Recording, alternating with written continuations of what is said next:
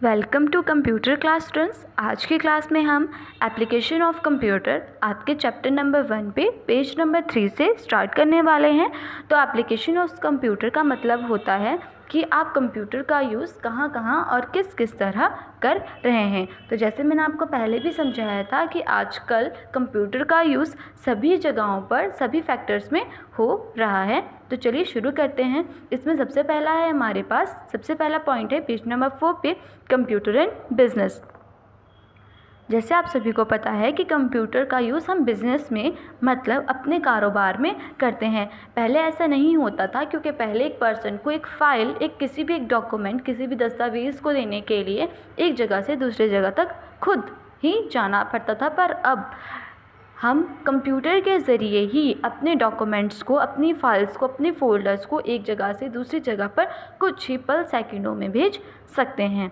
उसी तरह दूसरा है कंप्यूटर इन ऑफिसेस, मतलब कंप्यूटर का यूज़ हम ऑफिस वर्क के लिए भी करते हैं। अभी तो आप सभी को पता है कि कंप्यूटर का यूज़ ऑफिस में सबसे ज़्यादा किया जाता है, बिकॉज़ जब हम ऑफिस में कोई कार्य करते हैं तो हमें एक व्यक्ति से दूसरे व्यक्ति को, एक फर्म से दूसरी फर्म को, एक कंट्री से दूसरी कंट्री को भी चीज़ें भेजनी होती है। तो यदि एक इंसान एक कंट्री से दूसरी कंट्री तक जाएगा तो उसे बहुत ही टाइम लग जाएगा, पर अब कंप्यूटर की सहायता से यह कार्य हम बहुत ही जल्दी और कुछ ही समय में कर लेते हैं। मतलब कंप्यूटर में ऑफिसेस का यूज़ कैसे किया जाता है, मतलब ऑफिसेस में हम कंप्यूटर ईमेल को भेजने, फोल्डर्स को भेजने, डॉक्यूमेंट्स को भेजने के लिए करते हैं। कंप्यूटर एट होम, अब आप सभी के पास बच्चे भी बहुत ऐसे होते हैं जिनके पास घरों में भी कंप्यूटर होते हैं, तो वो कंप्यूटर यूज़ कैसे कर सकते हैं? ऑनलाइन क्लास लगाने के लिए, म्यूज़िक सीखने के लिए, कुछ नया रिसर्च करने के लिए और अपने फ्रेंड से बात करने के लिए, किसी भी चीज़ के लिए हम कंप्यूटर का यूज़ एट होम मतलब अपने घर पर भी कर सकते हैं। फोर्थ पॉइंट आपके पास आता है कंप्यूटर एडिड मैन्युफैक्चरिंग, मतलब अब कंप्यूटर का यूज़ हम मैन्युफैक्चरिंग करने के लिए, मतलब किसी चीज़ को बनाने के लिए, मैन्युफैक्चर करने के लिए, उस चीज़ को पैदा करने के लिए भी कर सकते हैं। जैसे हम किसी भी फैक्ट्री में कोई भी काम करेंगे तो उस फैक्ट्री में हम उनका रिकॉर्ड किस में रखेंगे? अपने कंप्यूटर पे सेव करके रख सकते हैं।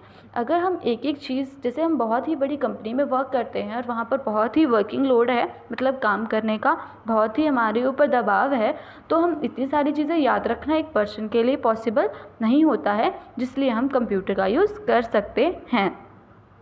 नेक्स्ट पॉइंट आपके पास है कंप्यूटर एडिड डिज़ाइनिंग, मतलब कंप्यूटर का यूज़ अब डिज़ाइनिंग करने के लिए भी हो गया है। यहाँ पर डिज़ाइनिंग का मतलब होता है किसी भी तरह की चित्र बनाना, किसी भी तरह की कोई कला यूज़ करना, मतलब जैसे हम किसी भी चीज़ की डिज़ाइन बना सकते हैं, बैनर, नोटबुक, कोई भी एक पेन का डिज़ाइन बनाना हो, बॉटल का डिज़ाइन बनाना हो, किसी भी डिज़ाइन को बनाने के लिए हम कंप्यूटर का यूज़ कर सकते हैं। अगर एक इंसान को, एक पर्सन को यह काम करना पड़े तो उसमें बहुत ही ज़्यादा समय लग जाता है, पर कंप्यूटर बहुत ही जल्दी अपने डिज़ाइनर को कंप्लीट करके हमें दे सकता है। उसके बाद नेक्स्ट आपके पास है कंप्यूटर इन मेडिसिन, मतलब कंप्यूटर का उपयोग हम मेडिसिन में, मतलब दवाइयों में भी कर रहे हैं। जैसे आजकल आप सभी को पता है कि कोरोना वायरस के चक्कर में बहुत सारी दवाइयाँ का यूज़ हो रहा है, बहुत सारी रिसर्च भी हो रही है, तो इन सभी रिसर्च को करने के लिए कंप्यूटर का यूज़ किया भी जाता है और किया भी जा रहा है। कंप्यूटर में मेडिसिन का मतलब होता है कि हम अपने मेडिसिन, अपनी दवाइयों का रिकॉर्ड रखने के लिए कंप्यूटर का यूज़ कर सकते हैं, क्योंकि बहुत सारी दवाइयों को याद रखना, उनके नाम याद रखना बहुत ही मुश्किल हो जाता है। वैसे ही आपके पास है वेदर रिसर्च एंड मेट्रोलॉजी, ठीक है, मतलब इसमें होता है वेदर रिसर्च, मतलब आपकी, जैसे अब आपको पता है कि पहले ही बता दिया जाता है, गूगल पे भी आ जाता है कि कल बारिश हो सकती है, कल बारिश होने की संभावना है कितने से कितने % तक। तो ये सब चीज़ें हमें किससे पता चलती है? कंप्यूटर के ज़रिए, रिसर्च के द्वारा, हम उसे रिसर्च कहते हैं। पहले के ज़माने में लोग सिर्फ अंदाज़ा लगाते थे, आज के ज़माने में मैक्सिमम चीज़ें बिल्कुल सटीक, मतलब बिल्कुल पूरा पता चल जाता है कि कल बारिश होगी ही होगी। तो मतलब वेदर रिसर्च के लिए और आपदाओं के लिए, बहुत सारी आपदाएं भी आती हैं, तो उनके लिए भी हम कंप्यूटर का यूज़ कर सकते हैं, अनुमान लगाने के लिए मतलब कर सकते हैं। वैसे ही computer in education, computer education को रिसर्च करने के लिए भी यूज़ किया जाता है, बिकॉज अब बहुत सी पढ़ाई ऐसी है जो हम ऑनलाइन ही करते हैं। जैसे मैं आप लोगों को वीडियो भेज रही हूँ तो ऑनलाइन कर रही हूँ।